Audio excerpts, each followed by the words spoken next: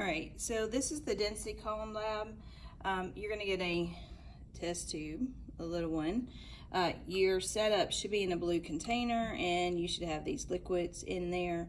If you need more liquids, come back here to the counter where the stations are set up, and just stir the liquids in the beaker and then fill up your test tubes about half full of these, okay? You should have one empty. This is your tester, okay? So on your sheet, it will tell you to add like green liquid first. I'm trying to make sure my hand's out of the way. Okay, that's about the size samples of each color when you're putting in the test tube that you want to put. The first one, just put it in at the bottom.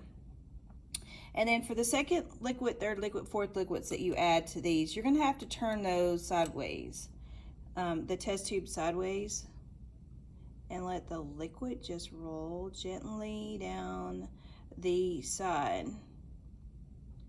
All right, so I put green in first and then red, and the question's going to be, did the red float on top of the green? And as you can see, the red does stay on top of the green, and so you put yes down. And then what you're going to do is you have a waste cup, okay, a little white waste cup.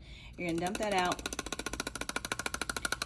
tap the sides, hold the cup, tap the sides of that.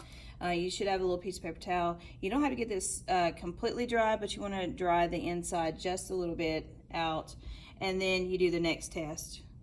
Okay, after you've run the test on the two liquids, you should get an idea of which one of these liquids is more dense and which is less dense. So then on the back, you've got a data table, and your job is to figure out which one of these liquids, you've got the correct order for two of those. Now you got to figure out where the third liquid's going to be. So you're going to write down your prediction of what liquid you're going to put in first, then second, then third.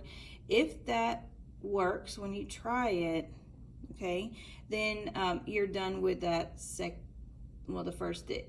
second data table where you've tried three colors. If that didn't work, then rearrange those three colors in a different order, put them in there, and if it works, then you're done with that data table.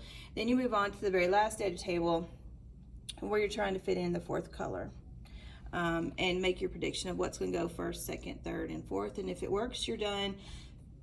Answer the questions at the bottom of the page. Then you'll take this over to the side sink, turn the sink on first, and then rinse this out. And then when you're finished, flip this upside down in the beaker with your samples, and then take the sample tray back to the back counter so somebody else can do the lab. Thank you.